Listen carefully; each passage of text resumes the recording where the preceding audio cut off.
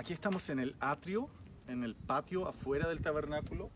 Esto es el altar de bronce donde se hacían todos los sacrificios. Todos los sacrificios se hacían aquí y los sacerdotes tomaban los animales de la gente y los traían. ¿Me puedes seguir por acá? Los traían acá y ponían aquí todos los animales para el holocausto, el sacrificio. Y aquí se quemaban y salía obviamente todo el humo hacia arriba. Posteriormente, el sacerdote tenía que ir al lavacro, que es este lugar que está acá.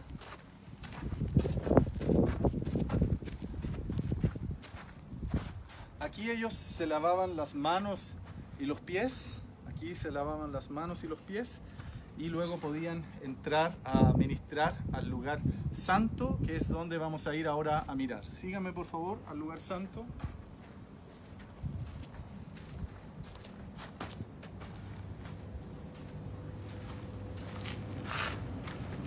Este es el lugar santo.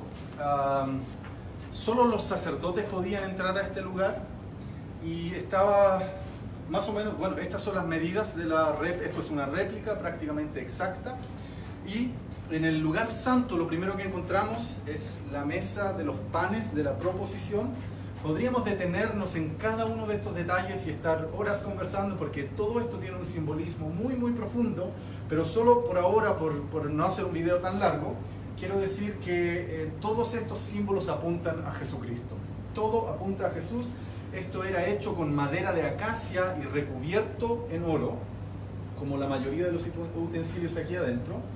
Y estaban los 12 panes, que también representan las 12 tribus de Israel. Y esto estaba en el lugar santo. También en el lugar santo estaba la menora o el candelabro. Esta estaba hecha completamente de oro, oro puro.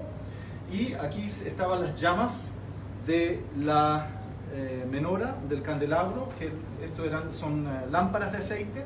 Entonces esto tenía que estar encendido aquí en el lugar santo en Israel, en el campamento. Luego, por último, el tercer elemento importante que tenemos en el lugar santo es el altar de incienso. Aquí el sacerdote, con todos estos utensilios, quemaba el incienso. Pueden ver acá, molía seguramente todo, con estas cositas así. Entonces trabajaba el incienso probablemente aquí con estas palas y cosas, lo manipulaba y luego aquí había fuego y lo encendían.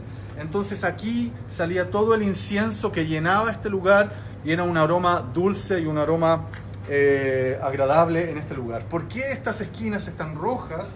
Porque en el día de Yom Kippur, en el día del perdón, que era una sola vez al año, el sumo sacerdote ungía todos los utensilios con la sangre de los sacrificios que estaban allá afuera.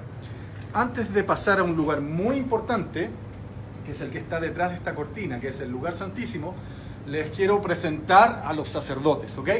Los sacerdotes venían primero que todo de la tribu de Leví. Recuerden que Israel tiene 12 tribus, una de esas tribus es la tribu de Leví y de ellos venían los sacerdotes. Representa a uno de los que viene de esa tribu y se vestían de esta manera. Los sacerdotes llevaban esta vestimenta y eran los únicos que tenían permiso para ministrar aquí en el tabernáculo y en el lugar santo. Pero dentro del linaje de los sacerdotes hay otro linaje que es el que viene de Aarón y ellos eran los sumos sacerdotes. Sumo sacerdote era un personaje muy especial, había uno solo y él era el único que tenía permiso para entrar al lugar santísimo que está detrás de esa cortina. El lugar santísimo representa la mismísima presencia de Dios, el trono de Dios, la habitación de Dios, el lugar de Dios. Y el sumo sacerdote, tenía este pectoral con 12 piedras. Todo esto se lo instruyó Dios a Moisés y llevaba las 12 tribus de Israel escrito. El nombre de las 12 tribus de Israel lo llevaba aquí escrito en su cuerpo, acá en los hombros también. ¿Y qué significaba esto? Significa que él es un intercesor, es decir, el sumo sacerdote representa para el pueblo, representa a Dios, pero cuando viene a presentarse ante Dios, representa al pueblo. ¿Se entiende? Es un mediador, es una figura que está entre Dios y el pueblo y los hombres. Por eso decía hace un rato atrás que todo apunta a Jesucristo, porque todo esto es solo un modelo que Dios otorgó, que describía y que describe lo que es en realidad en el mundo espiritual de Dios y en lo eterno, en lo que permanece para siempre. Jesús entonces es nuestro sumo sacerdote y lo dice también el libro de los Hebreos. Este hombre, el sumo sacerdote, también tenía aquí en su frente esto que quiere decir santidad a Dios, santidad al Señor, o también podríamos traducirlo como apartado para Dios, separado para Dios, o le pertenezco a Dios, algo que es sagrado, apartado para el Señor. Esta era la vestimenta del sumo sacerdote. Ahí abajo tenía unas campanitas que cuando el sumo sacerdote caminaba, se escuchaba y se sabía que el sumo sacerdote estaba caminando. Como dije antes, él era el único que una sola vez al año, en el día del perdón, en el día de Yom Kippur, él podía entrar por esta cortina, era el único que tenía permiso para entrar, y él venía acá a lo que conocemos como el lugar santísimo. Y en el lugar santísimo, que era de estas medidas, en el lugar santísimo estaba el arca del pacto. El arca del pacto era también hecha de madera de acacia, recubierta en oro. Y dentro del arca, porque esto es una tapa, una cubierta, estaban también las tablas de la ley y la vara de Aarón, etcétera, y cosas que podemos aprender más si estudiamos el Pentateuco, los primeros 5 libros de la Biblia, o la Torá, como es el nombre correcto. Los querubines que estaban sobre el arca y el sumo sacerdote, les recuerdo, todo esto lo recibió Moisés en el monte Sinaí como un diseño de Dios. Dios le mostró y le habló y le enseñó cómo tenía que construir el tabernáculo. Sobre el arca, aquí cuando era el día del perdón, el día de Yom Kippur, el sumo sacerdote entraba y esparcía la sangre, y eso significaba que Dios perdonaba o cubría el pecado del pueblo. Entonces podemos ver en todo esto el simbolismo de Jesucristo. Todo apunta al Señor Jesús como aquel que entregó su sangre por nosotros para pagar por nuestro pecado, pagar por nuestra maldad y cubrirnos y librarnos y abrirnos la puerta para entrar a la presencia de Dios. Ok, vamos a ir al lugar santo ahora. Podemos mirar, dar una vuelta pequeñita para que más o menos se imaginen desde allá cómo era este lugar. No es un lugar tan grande, sino que es una sala de unos cuantos metros. No es un lugar tan grande, pero así eran las medidas del lugar santísimo. Volvamos al lugar santo ahora.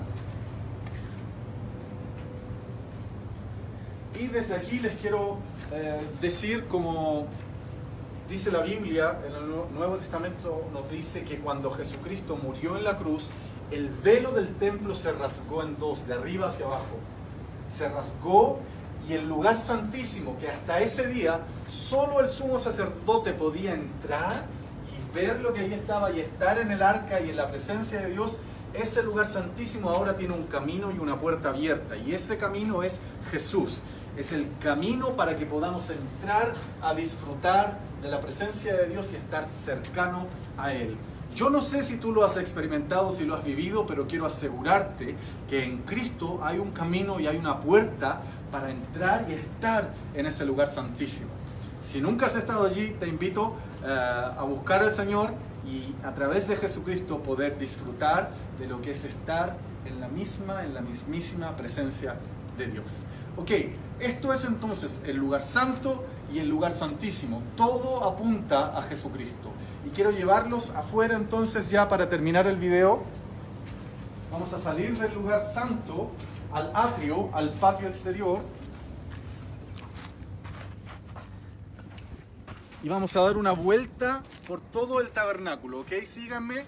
Vamos a dar una vuelta. Les recuerdo, acá está el altar de bronce donde se hacían los sacrificios, la fuente, el lavacro. Y vamos a dar una vuelta a todo el tabernáculo para que más o menos se hagan una idea cómo era y cómo se veía, qué tan grande, qué dimensiones tenía.